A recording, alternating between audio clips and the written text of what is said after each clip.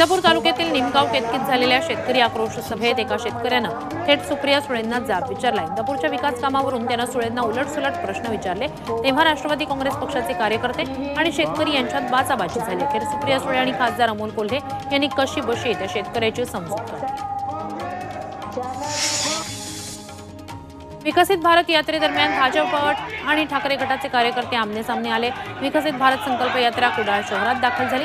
या यात्रेत विकास रथावर मोदी सरकार असा उल्लेख असल्यानंच ठाकरे गट आणि मविया नगरसेवकांनी विरोध केला। त्यावर भाजप नगरसेवकांनी आक्षेप घेतला। यावेळी भाजपचे कार्यकर्ते आणि ठाकरे गटाच्या कार्यकर्त्यात बाचाबाची होऊन धक्काबुक्की झाली। त्यामुळे कुडाळ नगरपंचायत पटांगणावर एकच गोंधळ उडाला। पक्ष संघटना मजबूत करण्यासाठी अजित पवारांनी राज्यातील सर्व जिल्हाध्यक्ष शहराध्यक्षांना गाड्या देण्याचा निर्णय घेतलाय। याचा सर्वाधिक लाभ पुणे जिल्ह्याला होण्याची शक्यता आहे। पुण्याला 3 किंवा 4 गाड्या मिळणार आहेत। राज्यातील पदाधिकाऱ्यांसाठी अमृत नोनी आर्थो प्लस ये एक प्रूवन फॉर्मूला है। इसमें मौजूद नोनी फल के गुण और आयुर्वेदिक जड़ी बूटियां शरीर को जरूरी पोषक तत्व देने के साथ साथ हड्डियों और जोड़ों के घिसने, उनमें होने वाले सूजन और दर्द को रोकने में मदद करता है। दर्द मुक्त जीवन के लिए अमृत नोनी आर्थो प्लस। जवळपास 80 गाड्या घेतल्या जाणार आहेत। राज्य सरकारच्या 75,000 मेगा भरती अंतर्गत फडणवीसांच्या हस्ते 1042 उमेदवारांना नियुक्तीपत्र प्रदान करण्यात आली। मुंबईच्या सह्याद्री अतिथीगृहात हा कार्यक्रम पार पडला। महत्त्वाचं म्हणजे महावितरणच्या इतिहासात पहिली महिला मुख्य अभियंता म्हणून विजया बोरकर यांची नियुक्ती करण्यात आली। मंत्रालयातून निघणारे कोणत्याही पत्राखाली आता स्वाक्षरीसोबतच त्या अधिकाऱ्याचं नाव आणि पदनाम लिहिणं सक्तीचं करण्यात आले। यापूर्वी स्वाक्षरी केल्यानंतर नाव आणि पदनाम लिहित नसल्यानं सरकारच्या वतीनं पदनाम आणि नाव लिहिणं सक्तीचं करण्यात आलं। याबद्दलचा आदेश सामान्य प्रशासन विभागाकडून काढण्यात आला।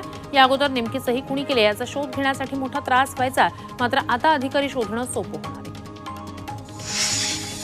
राज्याच्या पोलीस महासंचालकपदी रश्मी शुक्ला यांचं नाव जवळपास निश्चित झालंय। शुक्ला यांच्या नावाची अधिकृत ऑर्डर लवकरच काढली जाण्याची शक्यता आहे। तर मनोज सौनिक यांना मुख्य सचिव म्हणून मुदतवाढ देण्यास केंद्राकडून अजूनही हिरवा कंदील मिळाला नसल्याचं समजतंय। केंद्राकडे सौनिक यांना मुदतवाढ मिळाली नाही तर नितीन करीर मुख्य सचिव होण्याची शक्यता आहे।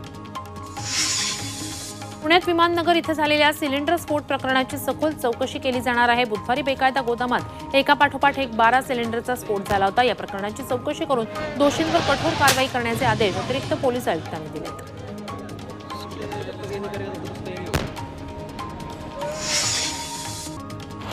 पुण्यात मनसेनं गांधीगिरी पद्धतीनं आंदोलन केलं। सिंहगड रोडवर पाईपलाईनमधून पाणी गळती होत असल्यानंच लाखो लिटर पाणी वाया जात आहे।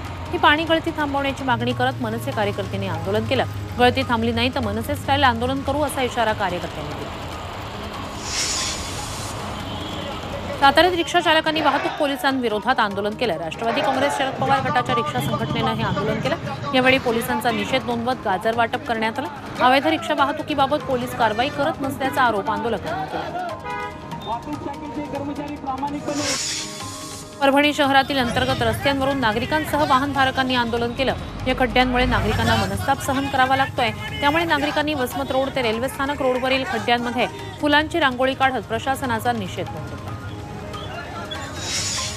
अमरावतीत आदिवासी बांधवांनी विभागीय आयुक्त कार्यालयावर धडक मोर्चा काढला। आदिवासी बांधवांच्या आरक्षणाला धक्का लावल्याचा आरोप यावेळी करण्यात आला। महादेव कोळी समाजाला अनुसूचित जमातीचं प्रमाणपत्र दिल्यानं आदिवासी बांधव आक्रमक झाले। अंगणवाडी सेविका आणि मदतनीसांनी अहमदनगर जिल्हा परिषदेवर ठिय्या आंदोलन केलं। मानधन किंवा वेतन द्या, नियमानुसार ग्रॅच्युइटी, सेवानिवृत्तीनंतर पेन्शन तसंच नियमानुसार पदोन्नती द्या इत्यादी मागण्यांसाठी हे आंदोलन सुरू आहे। 4 डिसेंबरपासून हा राज्यव्यापी संप सुरू आहे। येत्या काळात आझाद मैदानावर आंदोलनाचा इशारा देण्यात आला।